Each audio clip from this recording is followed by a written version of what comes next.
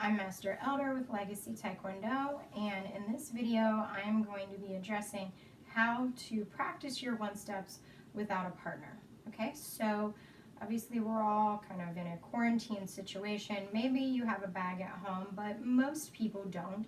Not everyone has a family member that's in Taekwondo that is able to practice with them. So what we're going to utilize here is a household object, and really it can be just about any household object. We're going to talk about some of the things that you can do to practice without a partner at home.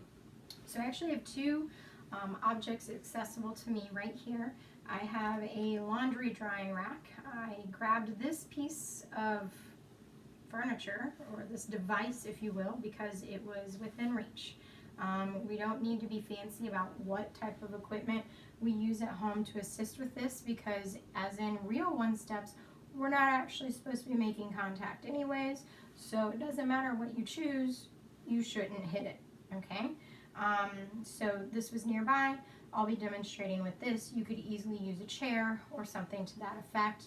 I believe when I was working on one-steps in college, I often used a chair in my college apartment in order to practice one-steps at home. I also have a standing mirror, and I'll address in a minute how that can be utilized in your one-steps also. So we've got our drying rack here. So one of the things with practicing one-steps on your own is working on distance, okay? So I'm going to start about Chumbi stance away, because if I were to go knuckles to knuckles to gauge my distance, this attacker would have stepped farther away, but then they're going to come back into my space in order to attack with their punching motion, okay? So if I am doing evasive motions, I want to make sure that I come offline with my object, chair, whatever device this is, and then I counterattack. And even in doing this, I can see, okay, I went offline, but I didn't give myself enough space to turn over and throw a full roundhouse kick without making contact with the device. So just because of the space that I have available here, I'm going to start over a little bit more this way.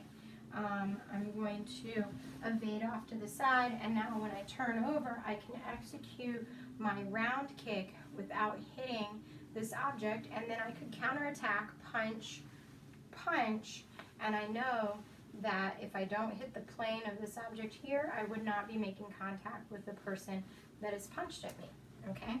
So that's how you can work on doing your evasive techniques.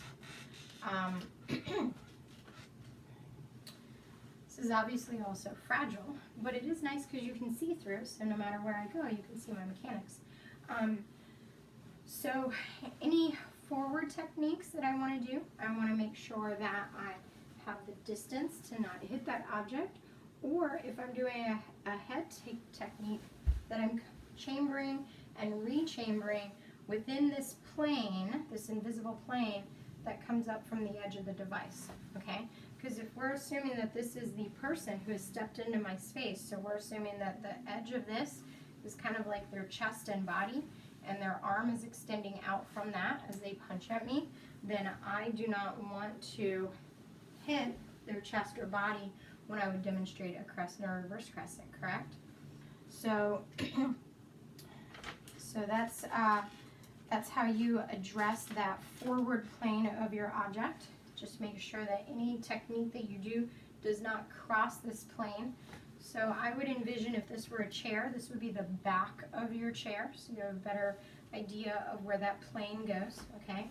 And then these would be the sides, obviously. Excuse me. So we've got evasive movements, we have forward kicking movements, or even crescent kicking, blocking movements. So if you're doing your blocks, when you do your blocking technique, you're going to have to envision that arm coming at you first before you counterattack, okay? So you're still visualizing the person punching at you. You're not just making up one-steps that surround the object that you're practicing with, okay? So you visualize the person coming at you, block, outside block, reverse block, and then follow with your counter techniques, okay? Same thing with your crescent kick. So in your reverse crescent kick blocks, so we're going to envision the person punching at us. We're going to block their hand out of the way and then follow with whatever counter techniques we feel are appropriate, okay?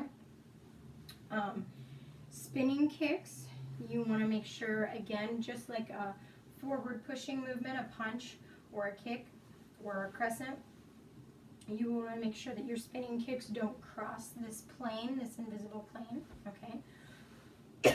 So, I have very little room to spin and kick, so I'm going to readjust this guy here, right? So I want to do a spin hook kick. So we're going to pretend that this person punched at me. I'm going to block out of the way, give myself a little bit of distance, spin hook, come back in with a counter punch, okay? So I've already done my blocking technique. I gave myself distance. I, of course, could spin from here and kick over this, but then I would be simulating kicking through my partner if I were practicing in class. So those are some ideas for how to utilize a device within your house to practice some of your one-step techniques. It gives you a chair or something kind of about the same width as your body. Will give you some space to move right, to move left. It'll give you a plane to respect, just like the person's body when you're practicing your one steps. So that can help you practicing at home. The other device that I mentioned was our mirror. So